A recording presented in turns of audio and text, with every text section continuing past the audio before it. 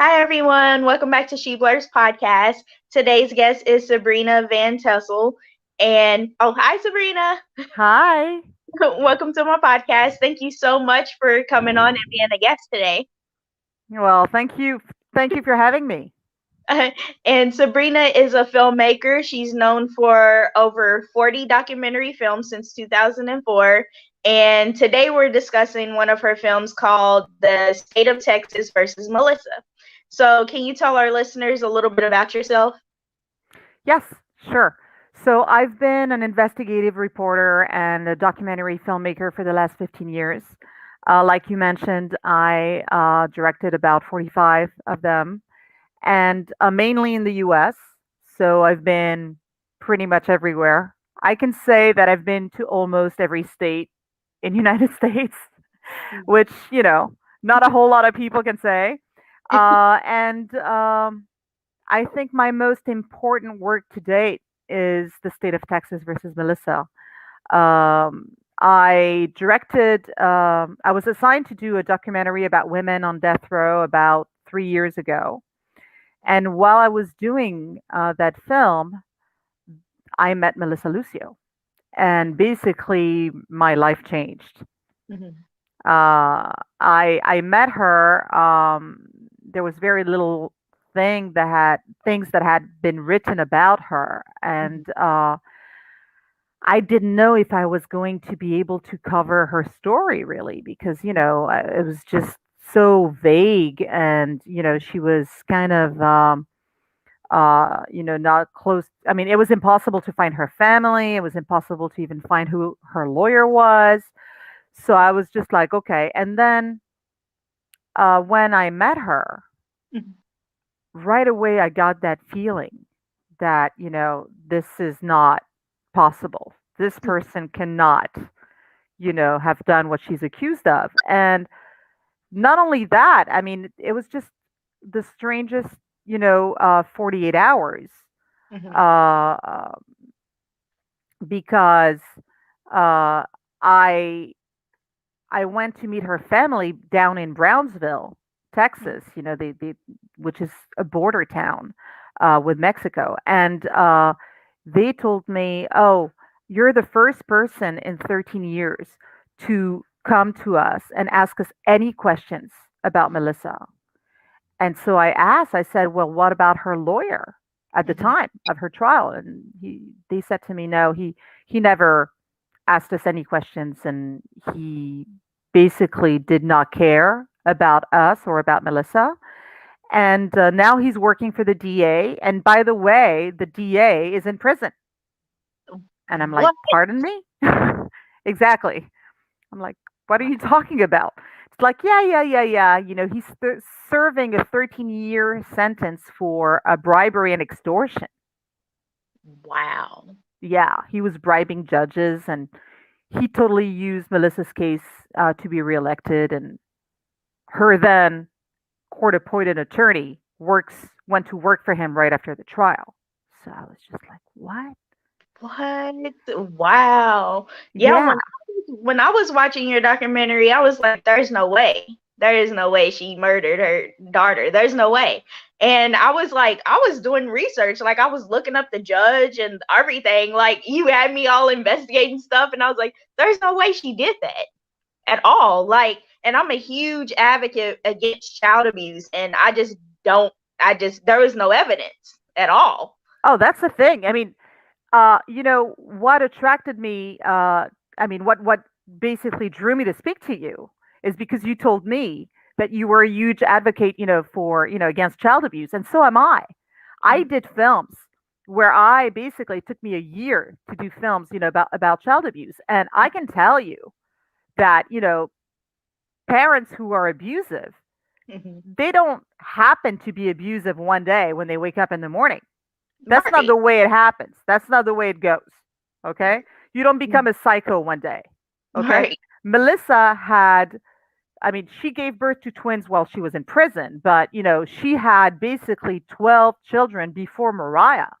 And there was like 7,000 pages long of CPS records about her.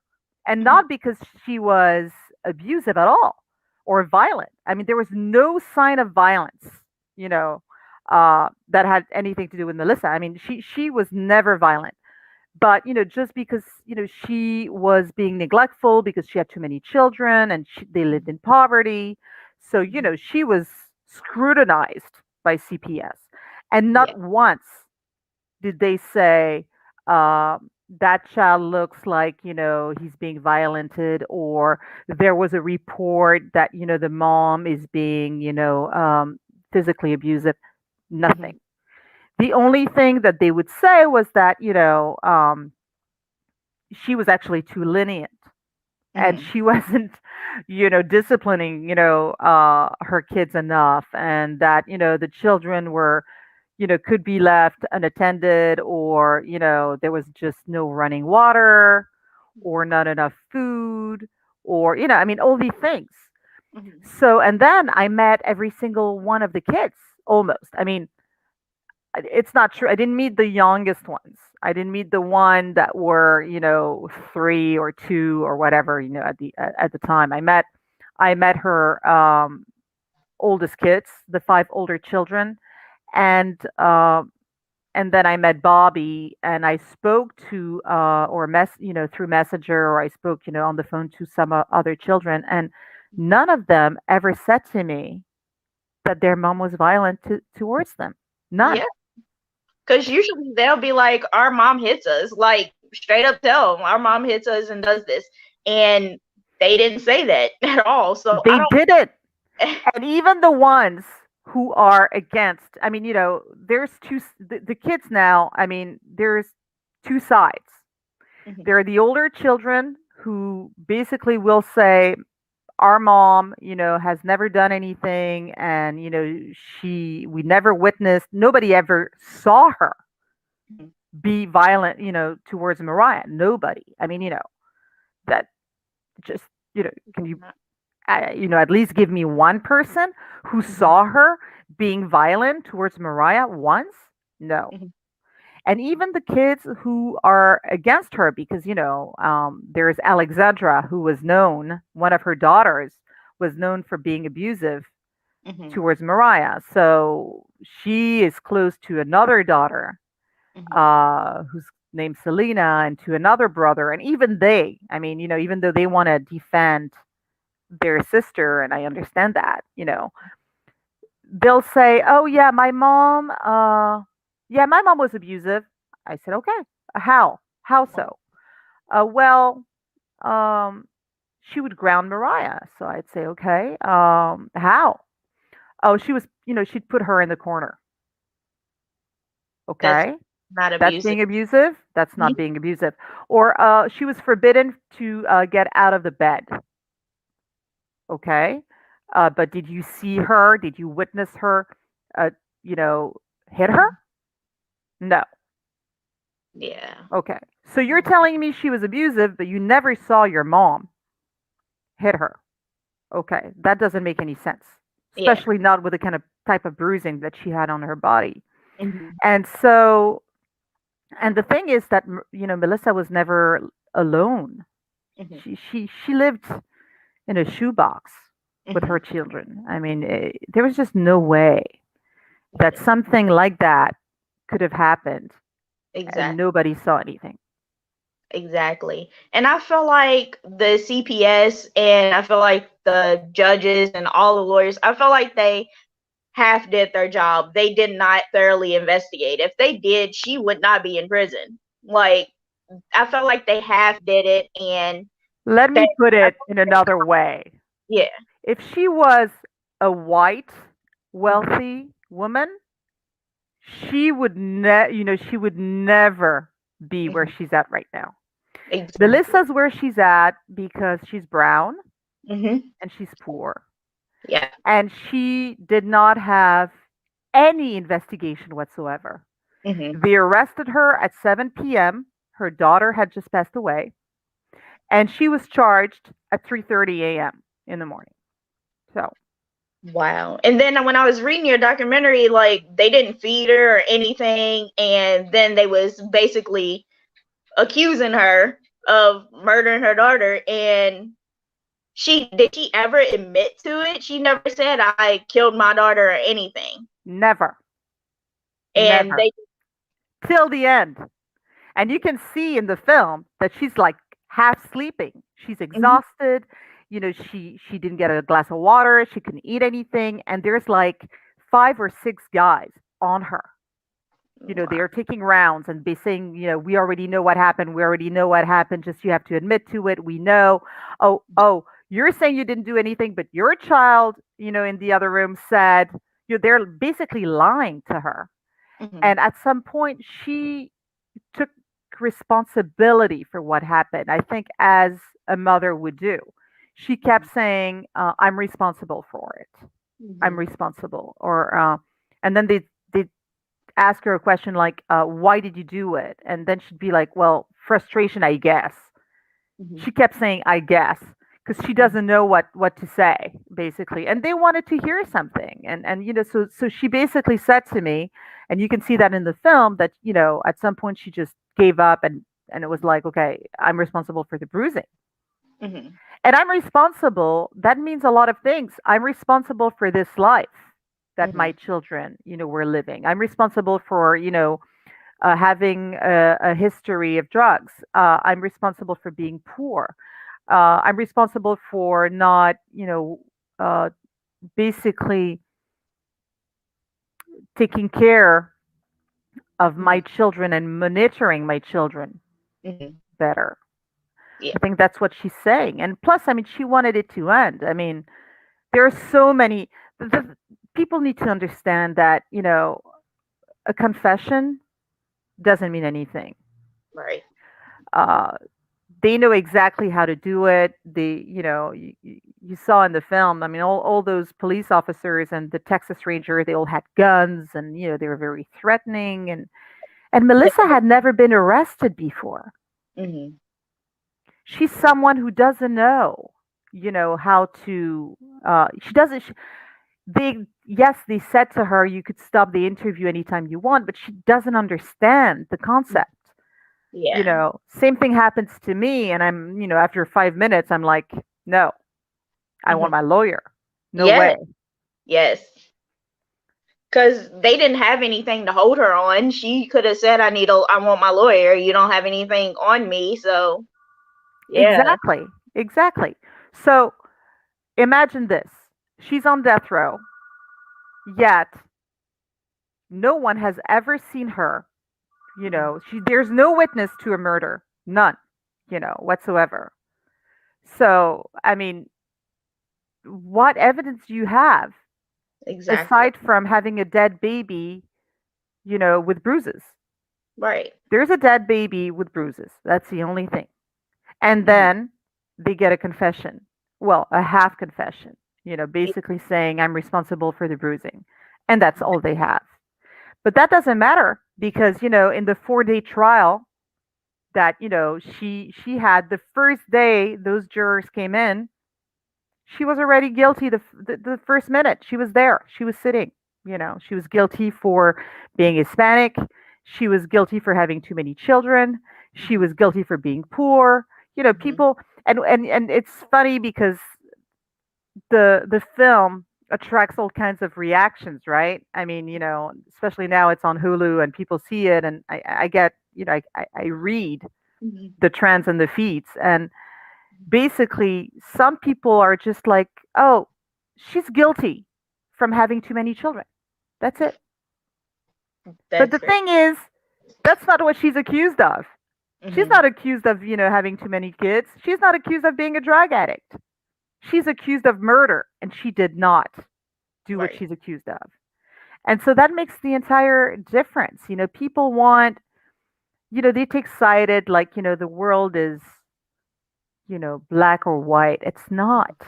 A lot of the people who are wrongly accused are very flawed characters, Mhm. who had rough childhoods, and, who happen to be black, and who happen to be brown, and who happen to be poor or Mhm. mentally disabled, or, that's Yeah. just, and unfortunately, these people get railroaded. Mhm. They They get court appointed attorneys. They Mhm. get DAs who, are seeking reelection. Mhm. Same thing for the judges. And, it's basically okay. Here's a plea deal. Mhm. You say you're guilty, you take 30 years. You don't, you have the audacity to refuse that, no Mhm. problem. We are Wow. going to court, and these people lose 95% of the time. That's the statistic in United States. Mhm. If you go to court, the DA's office will win in Mhm. 95% of the time. That's sad. So does she have a chance of getting out ever? Well, I thought she did, because 2 years ago, all of a sudden, her sentence was reversed Mhm. by the Fifth Circuit, in Texas, which is the most conservative, Supreme Court, court, in the U.S. So, and four judges unanimously said she did not have a fair trial, and the sentence should be reversed. And then the state of Texas appealed that decision, and then 17 judges went back, and seven said she stood with their initial decision that she should be on death row. Mhm. Seven said no, she didn't have a fair trial, and she should be released. And Mhm. three didn't say anything, and so basically she lost 10-7. Wow. So it was a very divided court. So now her last hope is the U.S. Supreme Court, Mhm. which, to give you an idea, takes about 1% of all cases, reviews 1% of all cases. She does have a chance, though, because she's on death row, because she's a woman, because the case now is being very publicized, because it was reversed two years ago, and because it was a very, very divided court Mhm. that basically gave her you know um, that last appeal. So she does have a slight chance that the U.S. Supreme Court will hear her case. But if not, uh, she's basically going to have an execution date, and at that point, it's up to the Board of Pardons to you know Mhm. basically make a decision. And there is a petition online where we ask that the Board of Pardons sees the film, Mhm. because it's Yeah. just they need to see the film. They need to understand, because you see, uh, the fact that the DA is in prison, the Mhm. fact that the court-appointed attorney went to work for the DA, all these things, that's not in the appeal, right? I mean, it's in the appeal, but people, the judges don't see that. They don't. They're like, okay, and so what? What does it have to do with Melissa's case? Right. What does it have to do with her guilt? I'm like, well, it has everything to do with it. Exactly. I mean, her court appointed attorney, Peter Gilman, Mhm. did not get any of her children to testify. He Yeah. refused for them to testify. Did not get her own mother, did not get a neighbor, did not get a tenant. I mean, she basically stood there with no defense for 4 days. Mhm. And when I interviewed him, I kept asking him the same questions. I asked him, I said, what was your strategy? Right. What was your strategy? And the thing is, he couldn't answer. He had no strategy. I think he had no strategy other to, have her convicted, really. Mhm. I mean, for me, there's two options, really. Option one, he's the worst lawyer of Yeah. all times. I mean, Wow. And I option did. two, I he looked. had ulterior motives. Yeah. He doesn't sound like a good lawyer at all. Like I looked him up and did research. He's not someone I would hire. And the thing is, when I interviewed him, I mean, now he works at the DA's office, but he had nothing good to say about Melissa. I mean, you could not even believe that a lawyer, someone who had a lawyer, you know, I mean, could speak that way. That a lawyer would ever speak like that way about one of their clients. I mean, it was like she kept saying she was a bad mother, Yeah. that that the Mariah didn't stand a chance with her, Mhm. that the kids were basically animals that would run away in the courtroom, and and so that's why okay, he decided not to ask to have them come in. Uh, yes, he heard that there had been an accident, but Mhm. only children had witnessed it, and the children's were animals anyway, so why Mhm. get them in the courtroom? It was just it just went on and on and on, Mhm. and so He's you're pretty just like, racist. oh, But I mean, racism has everything to do in this story. wow. Yeah, definitely. Racism has everything to do in this story. Yeah, it really does. What can we do as listeners and people who have viewed the documentary? What can we do to help her out? Like besides sign the petition and basically just share and stuff, what else can we do besides that? Her name needs to be known, Mhm. like the names of Julius Jones, like the names of Rodney Reed, Mhm. uh, like Breonna Taylor, like all these names, right? I mean, we need to know her name, Right. so she's not a stranger, so they Mhm. don't kill her. The more there are people tweeting about her, Mhm. of course there's a petition, but the more she has support Mhm. and people write her. I mean, I would encourage people to write her. She's all alone. She's been in solitary confinement for 14 years, alone. No human contact, no sharing a meal, no, being, having 2 hours a week outside alone. Wow. That's crazy. Yeah, I So definitely she I needs have to been feel the sharing. love. Mhm. She needs to feel the love. She needs to I know right now there are a lot of people in the Mhm. last 24 hours who are writing her, and I'm Mhm. so happy. I know she needs to, have um, get her confidence back, and basically just tweet her name, have her name known, and then when we know what's going to happen with the Fifth Circuit or the Board of Pardons, at least she'll have an army behind her. Yeah. The only reason why Julius Jones and Rodney Reed have not been executed was Mhm. because they have like support Mhm. from people, from the public, and that's very important. All right. I agree. Yeah, I've definitely been trying to do my part and help out. Like I made TikTok videos, so hopefully it's been getting around my TikTok video. So hopefully she does have that support. Yeah, and that would be just amazing. And I trust that's going to happen. It's not too late, Mhm. but she could have an execution date by October or November. No, So don't tell me that. I'll cry. Like when I yeah, watched the documentary, I was crying. I was like, I do not think she's guilty. There is no way. There is no way. But I'll definitely do as much as I can to get it around and share and have people contact her. everybody can do a little bit, Hmm. and together we're stronger. I mean, it just it takes that's what it takes. Uh, you know that everybody tweets a little more, that everybody and all of a sudden someone who you know is basically a nobody and should have been executed a long time ago, it won't happen.